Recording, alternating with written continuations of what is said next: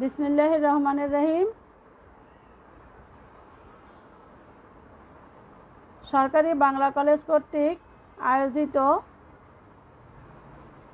Online ক্লাসে যোগদানের জন্য একাদশ শ্রেণীর শিক্ষার্থীবৃন্দদের স্বাগতম। আজকে অনলাইন ক্লাসে উপস্থাপনায় আমি আছি মালতী খানম, সহকারী অধ্যাপক, ইসলামের ইতিহাস সংস্কৃতি বিভাগ, সরকারি বাংলা কলেজ, ঢাকা।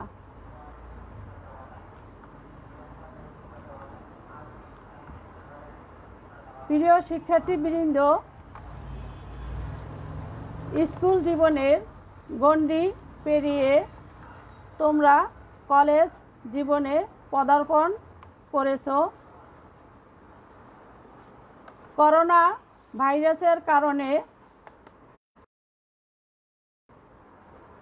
তোমাদের সরাসরি ক্লাসে উপস্থিত হতে পারিনি, যার কারণে আমাদের অধ্যক্ষ মহোদয় এবং উপাধ্যক্ষ মহোদয় কর্তৃক আয়োজিত এই অনলাইন ক্লাসের যাই হোক, এই মহামারীর সময়ও আমরা ঘরে বসে তোমাদের সাথে অনলাইনে ক্লাস নিতে পারায় আমরা আনন্দিত এবং গর্বিত। আজকে তোমাদের সাথে আমার প্রথম ক্লাস। আমাদের একাদশ শ্রেণীর ইসলামের ইতিহাস ও সংস্কৃতি প্রথম পত্র। এই প্রথম পত্রের নাম হলো ইসলামের রাজনৈতিক ও সাংস্কৃতিক ইতিহাস, কোর্স কোড 267। আমি তোমাদের সাথে আজকে যে বিষয়টি নিয়ে আলোচনা করব সেটি হচ্ছে তৃতীয় অধ্যায়। তৃতীয় অধ্যায়ে আমাদের যে বিষয়গুলো আছে সেগুলো আমরা পর্যায়ক্রমে আলোচনা করব। আমি শিক্ষার্থীদের উদ্দেশ্যে বলছি, তোমরা যারা অনলাইন ক্লাসে যোগদান করেছো তাদেরকে ধন্যবাদ, এবং যারা যোগদান করো নাই তারাও যোগদান করবে, এবং আশা করি তোমরা সবাই সুস্থ আছো। আমাদের তৃতীয় অধ্যায়, আমাদের এই ইসলামের ইতিহাস ও সংস্কৃতির প্রথম পত্রের মোট অধ্যায়ের সংখ্যা হলো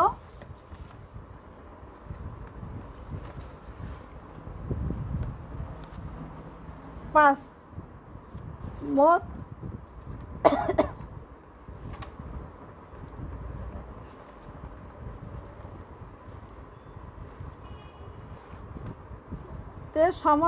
নেটের সমস্যার কারণে আমার সমস্যা হচ্ছে। যাই হোক, এই তৃতীয় অধ্যায়ে আমাদের যে বিষয়গুলো আছে, এখানে আমাদের খোলাফায়ে রাশিদিন,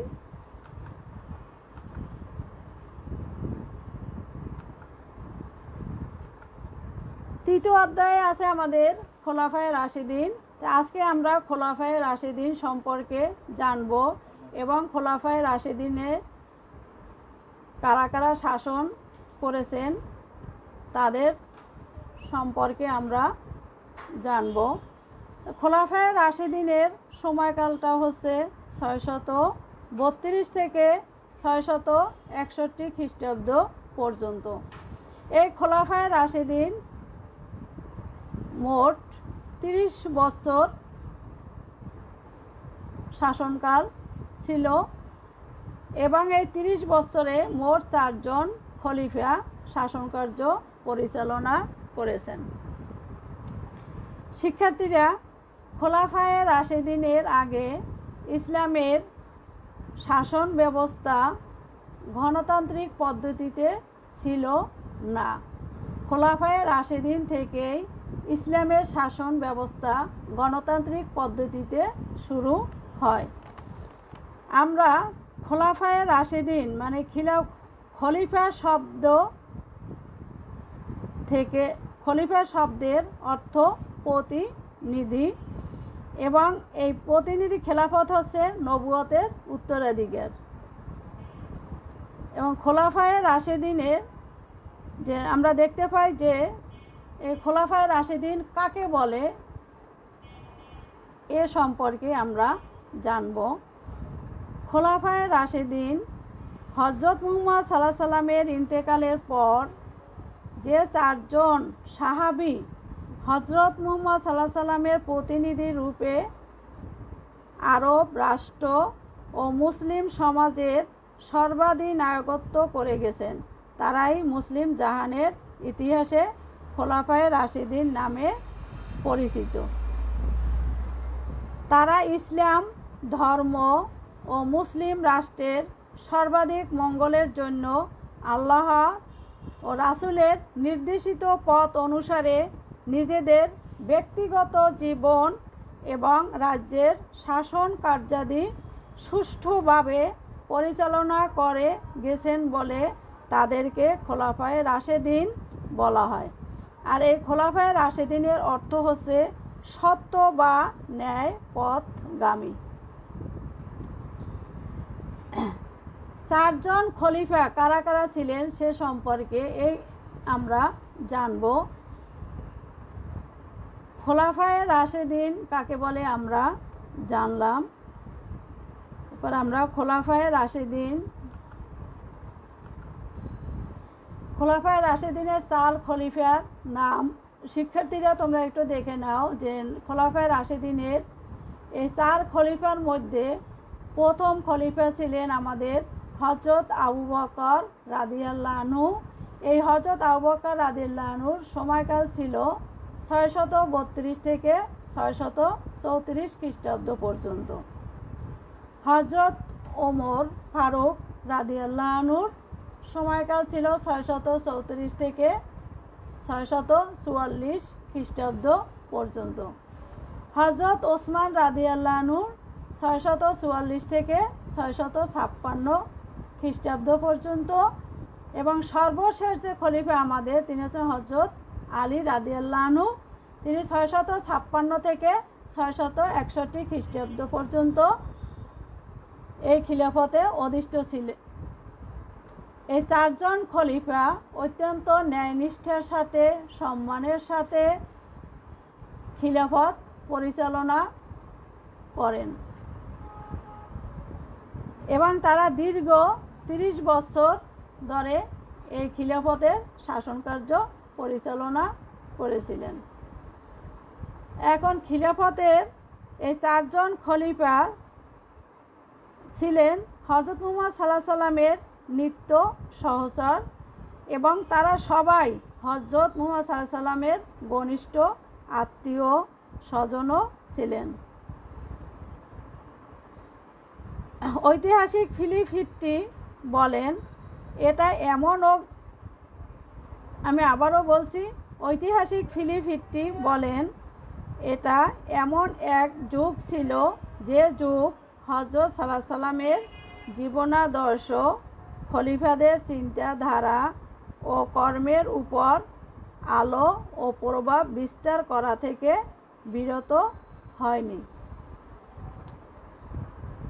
আরব রাষ্ট্রের সর্বাধিনায়ক হয়েও তারা কখনো ত্যাগ, নিষ্ঠাবান, সরলতা, সততা এবং জনসেবা ও জনকল্যাণের আদর্শ ও লক্ষ্য হতে বিচ্যুত হননি।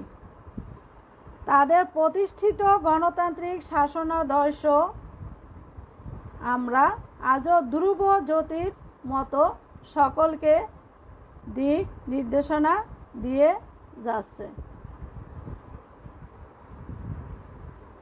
এই যে গণতান্ত্রিক শাসন ব্যবস্থাটা এই 4 খলিফাই পরিচালনা করেছেন এবং এই 4 খলিফার মাধ্যমেই ইসলামের যে গণতান্ত্রিক শাসন ব্যবস্থা সেটা শুরু হয়। শিক্ষার্থীরা, আমরা জানি যে গণতান্ত্রিক পদ্ধতিতে শাসন ব্যবস্থা যে রকমের এখন জনগণের ভোটের মাধ্যমে অনুষ্ঠিত হয়, ঠিক ওই সময় জনগণের ভোটের মাধ্যমে অনুষ্ঠিত হতো না। দেখা গেছে যে তাদের জ্ঞানী, গুণী এবং যোগ্যতা ও দক্ষতা সম্পন্ন, বয়োজ্যেষ্ঠ এগুলো বিচার করেই তাদের মতামতের ভিত্তিতে এই গণতান্ত্রিক শাসন ব্যবস্থা পরিচালনা করা হতো। আমরা পর্যায়ক্রমে এই 4 খলিফার খিলাফতকাল অথবা তাদের শাসন পদ্ধতি আলোচনা করব। তাহলে আজকে আমরা হযরত আবু বকর রাদিয়াল্লাহু আনহু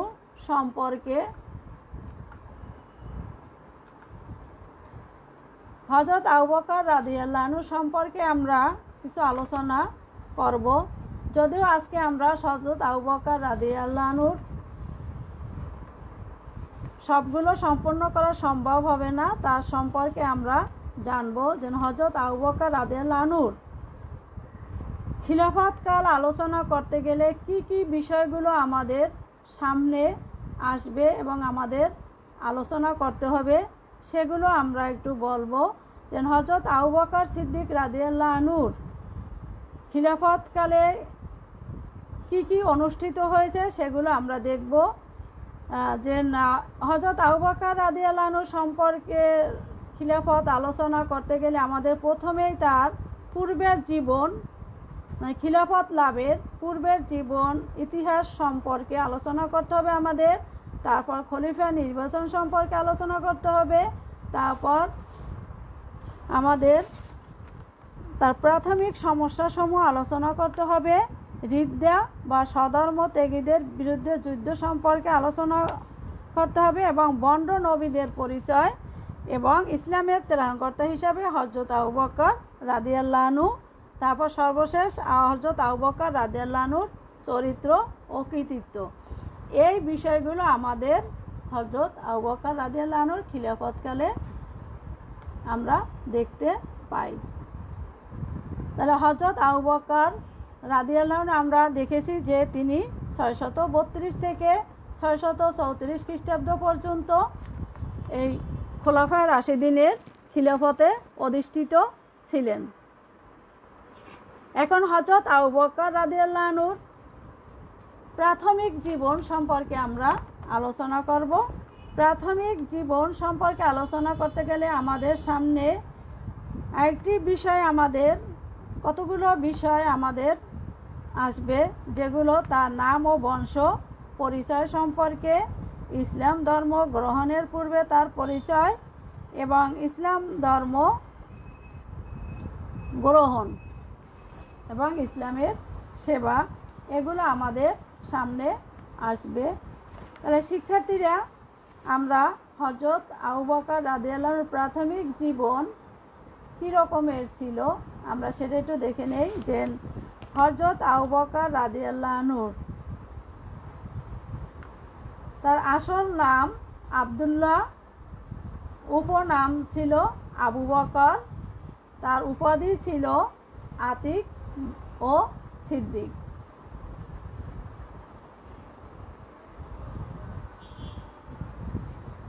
ইসলাম ধর্ম কবুল করার পূর্বে তিনি আবু বকর নামে সমধিক পরিচিত ছিলেন।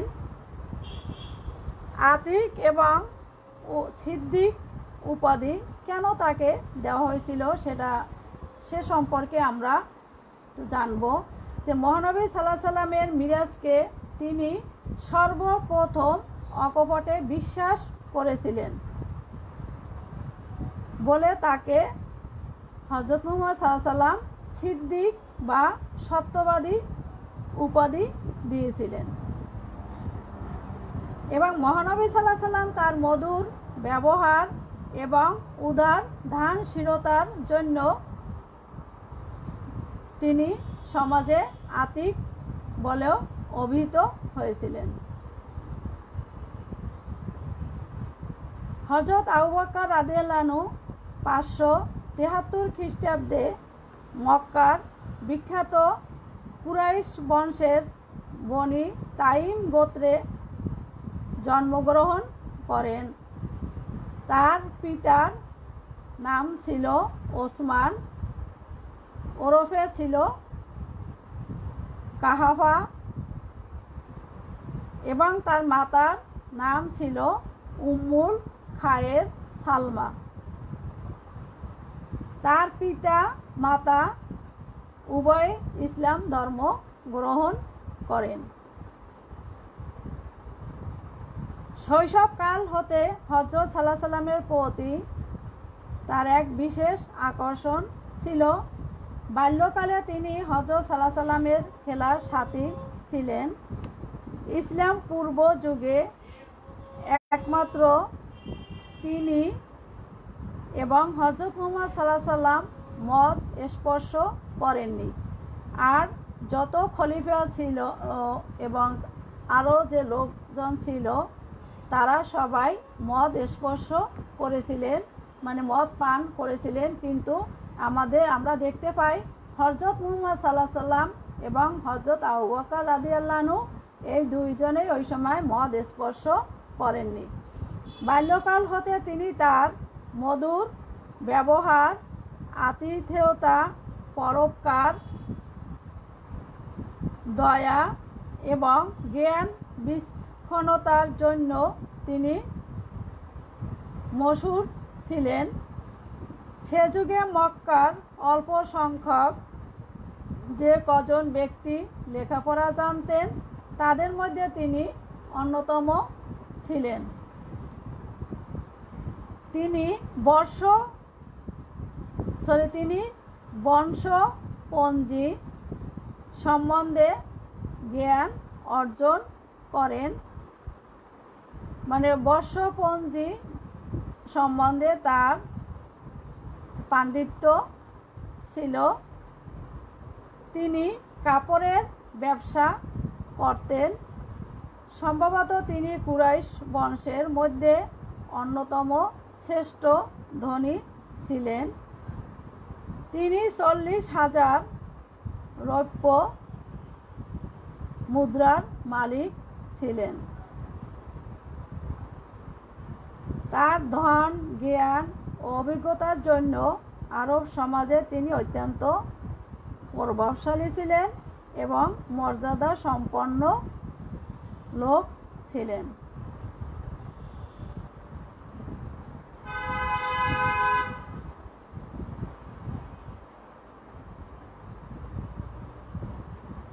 এরপরে যে আমরা হযরত আবু বকর রাদিয়াল্লাহু আনহু ইসলাম ধর্ম গ্রহণ, হযরত মুহাম্মদ সাল্লাল্লাহু আলাইহি সাল্লাম যখন নবুয়ত লাভ করেন 610 খ্রিস্টাব্দে হযরত মুহাম্মদ সাল্লাল্লাহু আলাইহি সাল্লাম নবুয়ত লাভ করেন। এই 610 খ্রিস্টাব্দে হযরত আবু বকর ব্যবসা উপলক্ষে ইয়েমেনে যান এবং তিনি মক্কায় প্রত্যাবর্তন করলে আবু জেহেল, উতবা, সায়বা প্রমুখ কুরাইশ দলপতি তার সাথে সাক্ষাৎ করে এবং মুহাম্মদ সাল্লাল্লাহু আলাইহি সাল্লামের নবুয়ত প্রাপ্তির সংবাদ দিয়ে তার প্রতিকারের ব্যবস্থা গ্রহণ করতে বলা হয়। কিন্তু যখনই তিনি শুনলেন যে মহানবী সাল্লাল্লাহু আলাইহি সাল্লাম মক্কায় এসেছেন তখন তিনি তার সাথে সাক্ষাৎ করার জন্য ছুটে যান এবং তাৎক্ষণিকই তিনি 610 খ্রিস্টাব্দে ইসলাম ধর্ম গ্রহণ করেন। তিনি এত দ্রুত ইসলাম ধর্ম কবুল করেন, এজন্য তাকে হযরত মুহাম্মদ সাল্লাল্লাহু আলাইহি সাল্লাম তার খুব প্রশংসা করেন এবং আমরা দেখতে পাই যে বয়োজ্যেষ্ঠদের মধ্যে হযরত আবু বকর রাদিয়াল্লাহু আনহু প্রথম ইসলাম ধর্ম গ্রহণ করেন। ওই সময় মহিলাদের মধ্যে বিবি খাদিজা এবং বালকদের মধ্যে হযরত আলী রাদিয়াল্লাহু আনহু ইসলাম ধর্ম গ্রহণ করেন সর্বপ্রথম। ইসলাম ধর্ম গ্রহণের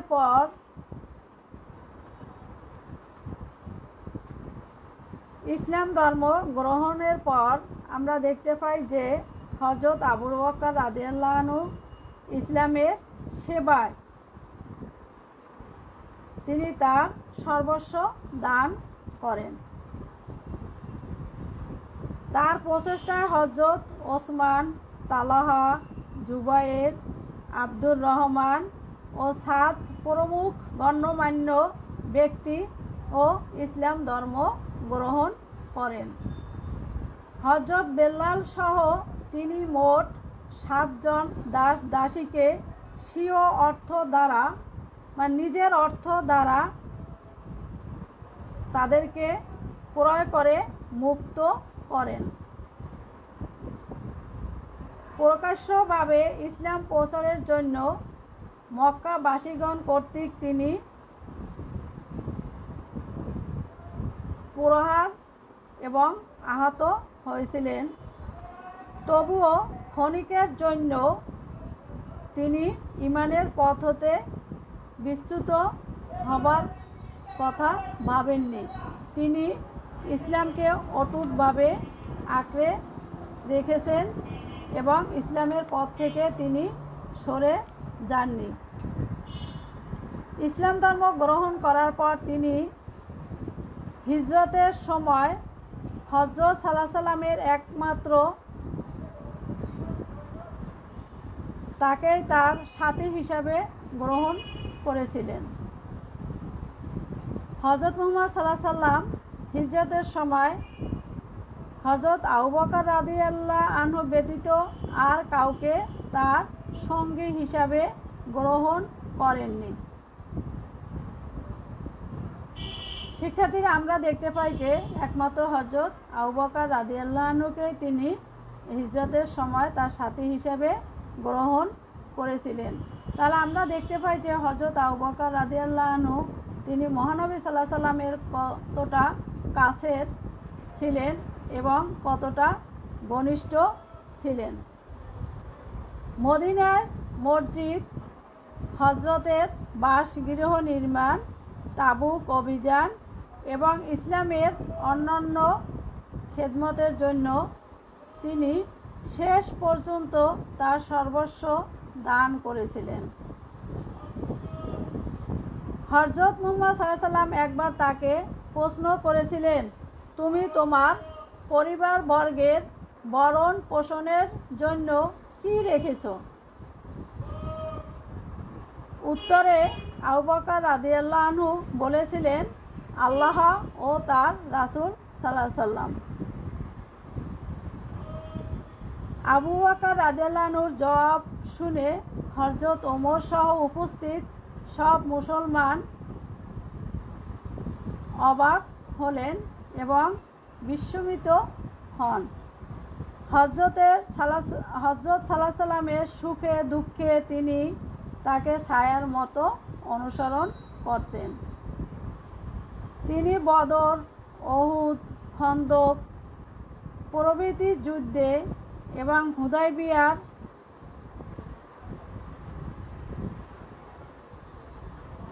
সন্ধি, মক্কা বিজয়ের সময় হযরতের পাশে হাজির ছিলেন। হযরত ওমর বলেছিলেন, আবু বকরকে ইসলামের খেদমতের ব্যাপারে কেউ অতিক্রম করতে পারবে না। এরপর আমরা দেখতে পাই যে মহানবী সাল্লাল্লাহু আলাইহি সাল্লামের প্রতি তার এত গভীর শ্রদ্ধা ছিল যে বিবি খাদিজার ইন্তেকালের পর মহানবী সাল্লাল্লাহু আলাইহি সাল্লাম যখন দিশেহারা হয়ে পড়েন, তখন তিনি তার প্রিয়তমা কন্যা বিবি আয়েশার সাথে হযরত মুহাম্মদ সাল্লাল্লাহু আলাইহি সাল্লামের বিবাহ দেন। হযরত সাল্লাল্লাহু আলাইহি সাল্লাম সন্তুষ্ট এবং ইসলামের খেদমতের জন্য তিনি তার জীবন উৎসর্গ করেন। তার ইসলাম সেবায় হযরত এতই সন্তুষ্ট হয়েছিলেন যে তিনি তার জীবনের শেষ 3 দিনের জন্য তার পরিবর্তে আবু বকর রাদিয়াল্লাহু আনহু ইমামতি করার ইজাজত দিয়েছিলেন।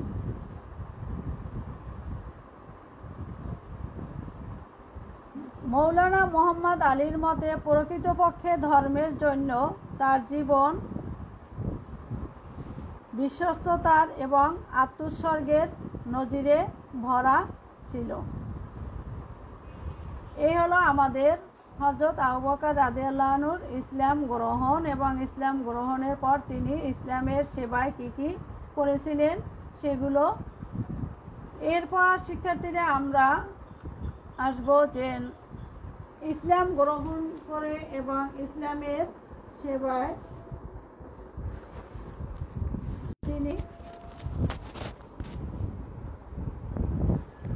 যে নিজেকে কিভাবে আত্মনিয়োগ করেছিলেন, কিভাবে তার সর্বস্ব ইসলামের জন্য দান করেছিলেন সেগুলো আমরা জানলাম। এখন আমরা জানবো যে হযরত আবু বকর রাদিয়াল্লাহু আনহু খলিফা নির্বাচন, তিনি কিভাবে খলিফা নির্বাচন হলেন সেটা আমরা জানব। শিক্ষার্থীরা আমরা যে মহানবী সাল্লাল্লাহু আলাইহি সাল্লামের তিরোধানে মুসলিম সাম্রাজ্যের অরাজকতা চরম উত্তেজনা পরিলক্ষিত হলো। ওই সময় হযরত সাল্লাল্লাহু আলাইহি সাল্লামের ইন্তেকালে ইসলাম জগতে এক ভয়াবহ এবং সংশয়পূর্ণ পরিস্থিতির উদ্ভব হয়। ওই সময় খোলাফায়ে রাশিদিনের কে খলিফা নির্বাচিত হবেন এটা নিয়ে মত পার্থক্য দেখা দেয়। এই মত পার্থক্য দেখা দেওয়ার কারণে এবং খলিফার প্রয়োজনীয়তা প্রশ্নের জটিলতা দেখা দেয়। যখন এই জটিলতা দেখা দেয় তখন এই খলিফা নির্বাচনের প্রশ্ন আসে এবং গুরুত্বপূর্ণ প্রশ্ন ছিল যে কে হযরত সাল্লাল্লাহু আলাইহি সাল্লামের উত্তরাধিকার হয়ে নবপ্রতিষ্ঠিত মুসলিম সাধারণতন্ত্র ও মুসলিম জাতিকে রক্ষণাবেক্ষণ পরিচালনা করবে এবং গণতন্ত্রে বিশ্বাসী হযরত সাল্লাল্লাহু আলাইহি সাল্লাম কাউকে খিলাফতের উত্তরাধিকারী মনোনয়ন করে যাননি। তার কোনো পুত্র সন্তানও তার ইন্তেকালের পর জীবিত ছিলেন না। কাজেই এটি ইসলামের জন্য এক বিরাট জটিল এবং গুরুত্বপূর্ণ সমস্যা হয়ে দাঁড়ায়। ঐতিহাসিক ফিকহিবিদরা বলেন শুধু খেলাফত প্রশ্নই ছিল ইসলামের প্রথম সমস্যা। মুসলিম জগতে এটি আজও জীবন্ত সমস্যা। এই খিলাফত সমস্যা আজও আছে এবং সামনেও থাকবে। যা হোক, আনসারগণ মদিনার ওই সময় 4টি খলিফা নির্বাচন সম্পর্ক নিয়ে 4টি রাজনৈতিক দলের উদ্ভব হয় এবং তাদের মধ্যে প্রতিদ্বন্দ্বিতাও শুরু হয়। আনসারগণ মদিনার সাকিফা বানি সাইদা নামক মিলনায়তনে হাজির হয়ে তাদের মধ্য হতে খায়রাজ গোত্রের, আমি আবারও বলছি যে আনসারগণ মদিনার সাকিফা বানি সাইদা নামক মিলনায়তনে তারা হাজির হয় এবং হাজির হয়ে তারা তাদের মধ্য হতে খাজরাজ গোত্রের দলপতি সাদ বিন উবায়দাহকে মুসলিম জাহানের পরবর্তী খলিফা পদে নির্বাচিত করার জন্য তারা মনস্থির করেন। কিন্তু আমরা দেখতে পাই যে ঠিক ওই মুহূর্তেই হযরত আবু বকর, হযরত ওমর এবং আবু উবায়দা প্রমুখ কুরাইশ দলপতি সেখানে উপস্থিত হলে উত্তেজনা শুরু হয় এবং বিতর্ক শুরু হয় এবং উবায়দা নির্বাচন বন্ধ হয়ে যায়। ফলে ওই সময় হযরত সাল্লাল্লাহু আলাইহি ওয়াসাল্লামের উত্তরাধিকারী নির্বাচনের প্রশ্নে আমরা দেখতে পাই 4টি দলের উদ্ভব হয়। এই 4টি দল ছিল মুহাজির, আনসার, কুরাইশ এবং আলীর সমর্থক। শিক্ষার্থীরা, এই 4টি দল সম্পর্কে আমি আবারও বলছি: মুহাজির, আনসার, কুরাইশ, আলীর সমর্থক। মুহাজিররা দাবি করে যে তারা প্রথমে ইসলাম ধর্ম গ্রহণ করেছে এবং তারাই সর্বপ্রথম ইসলাম ধর্মের জন্য অত্যাচার ভোগ করেছে, অতএব তাদের মধ্য থেকে খলিফা নিযুক্ত করা হোক। আনসারগণ দাবি করেন যে ইসলামের দুর্দিনে তারা মহানবী সাল্লাল্লাহু আলাইহি ওয়াসাল্লামকে ও মুহাজিরদেরকে আশ্রয় দান করে ইসলামকে নিশ্চিত ধ্বংসের হাত থেকে রক্ষা করেছে। সুতরাং খলিফা পদের জন্য তাদের দাবিই অগ্রগণ্য ছিল। কুরাইশরা আরবের অভিজাত বংশ বলে খলিফা হওয়ার দাবি উত্থাপন করে এবং খিলাফত তাদেরই প্রাপ্য, এটা তারা দাবি করেন। আলীর সমর্থকগণ তারা দাবি করেন যে হযরত আলী রাদিয়াল্লাহু আনহু মহানবী সাল্লাল্লাহু আলাইহি ওয়াসাল্লামের পিতৃব্য পুত্র এবং একমাত্র জীবিত কন্যা বিবি ফাতিমার স্বামী এবং তিনি মহানবী সাল্লাল্লাহু আলাইহি ওয়াসাল্লাম কর্তৃক লালিত পালিত হয়েছিলেন। কাজেই আলী রাদিয়াল্লাহু আনহু খিলাফতের ন্যায্য দাবিদার। এই 4টি দলের মধ্যে আমরা দেখতে পাই যে আনসার এবং মুহাজিরিন দলেই ছিল বেশি শক্তিশালী। আবু বকর রাদিয়াল্লাহু আনহু উপস্থিত জনতাকে লক্ষ্য করে বলেন যে ইসলামের ঘোর দুর্দিনে মুহাজিরিন এবং আনসারদের স্বার্থ ত্যাগ এবং সাহায্য ছিল অত্যন্ত প্রশংসনীয় এবং তাদের সাহায্য সহযোগিতা ছাড়া ইসলামকে শক্তিশালী রূপে প্রতিষ্ঠিত করা যেত না। কাজেই পরিস্থিতিতে কুরাইশ বংশোদ্ভূত কোনো ব্যক্তি ছাড়া অন্য কারো নেতৃত্ব আরবের লোকেরা মেনে নিবে না। এতে আনসারগণ উভয় পক্ষ হতে একজন করে খলিফা নির্বাচনের প্রস্তাব দেয়। এতে হযরত ওমর রাদিয়াল্লাহু আনহু গর্জন করে ওঠেন এবং ঘোষণা করেন যে এক খাপে 2 তরবারি শোভা পেতে পারে না। পরিস্থিতি যখন জটিল আকার ধারণ করল তখন হযরত আবু বকর রাদিয়াল্লাহু আনহু, হযরত ওমর রাদিয়াল্লাহু আনহু অথবা আবু উবায়দাকে খলিফা মনোনীত করার প্রস্তাব দেন। এতে হযরত ওমর রাদিয়াল্লাহু আনহু বয়স, ব্যক্তিত্ব, পদমর্যাদা ও সম্মান ইত্যাদি বিবেচনা করে হযরত আবু বকর রাদিয়াল্লাহু আনহুকে ইসলামের প্রথম খলিফা বলে ঘোষণা করেন এবং তিনি হযরত আবু বকর রাদিয়াল্লাহু আনহুর হাত স্পর্শ করে শপথ গ্রহণ করেন। আমরা দেখতে পাই শিক্ষার্থীরা যে ওই সময় একমাত্র সাদ ব্যতীত আবু উবায়দা,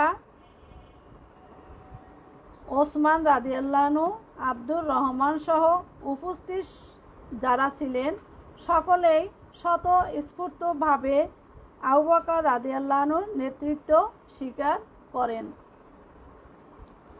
এভাবে আমাদের প্রথম খলিফা হযরত আবু বকর রাদিয়াল্লাহু আনহু খোলাফায়ে রাশিদিনের খলিফা নির্বাচিত হন।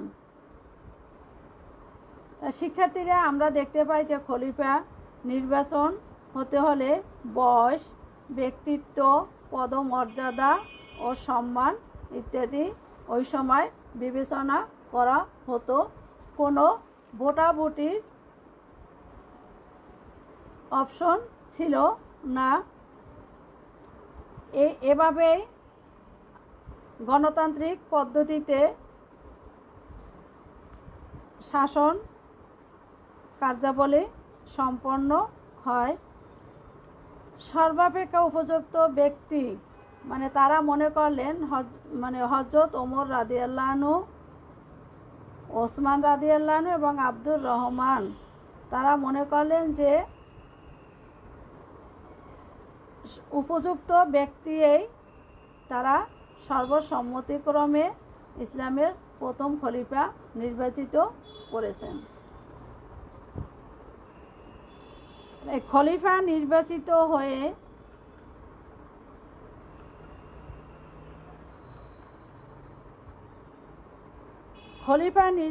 হয়ে আমাদের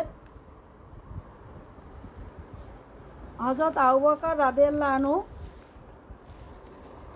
কতগুলো প্রাথমিক সমস্যা সমূহের সম্মুখীন হন। তিনি কতগুলো প্রাথমিক সমস্যার সম্মুখীন হন যেগুলো, সেটা হযরত আবু বকর রাদিয়াল্লাহু আনহু যখন খলিফা নির্বাচিত হওয়ার পরে তিনি যেসব সমস্যার সম্মুখীন হয়েছিলেন তার মধ্যে উল্লেখযোগ্য ছিল স্বধর্ম ত্যাগীদের বিদ্রোহ। ওই সময় স্বধর্ম ত্যাগীরা বিদ্রোহ করে, স্বধর্ম ত্যাগী হচ্ছে মানে নিজ ধর্ম। হযরত মুহাম্মদ সাল্লাল্লাহু আলাইহি সাল্লামের জীবদ্দশায় কিছু লোক ইসলাম ধর্ম গ্রহণ করেছিল এবং যখন হযরত মুহাম্মদ সাল্লাল্লাহু আলাইহি সাল্লাম ইন্তেকাল করেন, তার ইন্তেকালের সাথে সাথেই তারা আবার নিজ ধর্মে ফিরে যাওয়ার জন্য বিদ্রোহ ঘোষণা করেন বা আন্দোলন করেন। এটাই হচ্ছে স্বধর্ম ত্যাগীদের বিদ্রোহ বা আন্দোলন। তারপর হচ্ছে ভণ্ড নবীদের আবির্ভাব। এই হযরত আবু বকর রাদিয়াল্লাহু আনহুর সময় ভণ্ড নবীদের মোট 4 জন ভণ্ড নবীর আবির্ভাব হয়। আমরা সেগুলো পর্যায়ক্রমে পরে শিক্ষার্থীরা আলোচনা করব। তারপর জাকাত অস্বীকারী কিছু লোক জাকাত দিতে অস্বীকার করেছিল। এই যারা জাকাত দিতে অস্বীকার করেছিল তারা রাষ্ট্রে গোলযোগ সৃষ্টি করেছিল এবং সিরিয়া অভিযানের অনিবার্যতা, এই 4টি আমরা দেখতে পাই যে তার প্রাথমিক সমস্যাসমূহ খলিফা নির্বাচিত হওয়ার পরে। এবং এই সব সমস্যা, প্রাথমিক সমস্যাসমূহ তিনি অত্যন্ত সুন্দরভাবে সুশৃঙ্খলার সাথে তিনি দমন করেছিলেন। আমরা দেখতে পাই যে রাসূল সাল্লাল্লাহু আলাইহি সাল্লামের নিজ হাতে তার পতাকা বেঁধে দিয়েছিলেন এবং হযরত মুহাম্মদ সাল্লাল্লাহু আলাইহি সাল্লামের অভিযানে বিশিষ্ট সাহাবীগণকেও তিনি অংশগ্রহণের জন্য বলেছিলেন। যাক, এই সমস্ত সমস্যা তিনি অত্যন্ত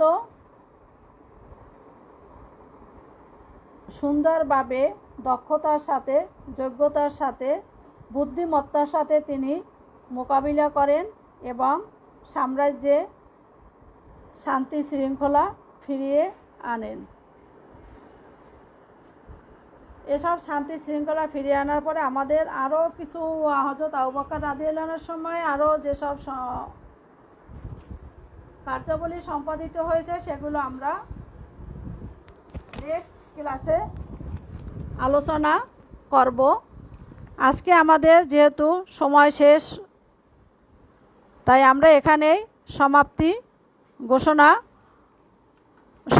ঘোষণা করছি। পরবর্তী ক্লাসে তোমাদের সাথে দেখা হবে। তোমরা সবাই ভালো থাকো, সুস্থ থাকো। আর যেহেতু তোমাদের প্রথম ক্লাস, আশা করি তোমরা সবাই পরবর্তী ক্লাসে যোগদান করবে এবং কলেজ খোলা না পর্যন্ত তোমরা বাসায় বসে বারবার পড়বে, যেহেতু আমাদের সৃজনশীল প্রশ্ন বই না পড়লে তোমাদের হবে না এবং নৈর্ব্যক্তিক প্রশ্ন আছে আমাদের। তা তোমরা যে যেখানে আছো ভালো থাকো, সুস্থ থাকো আর বাসায় থাকো। আজকের মতে এখানেই শেষ করছি। খোদা হাফেজ।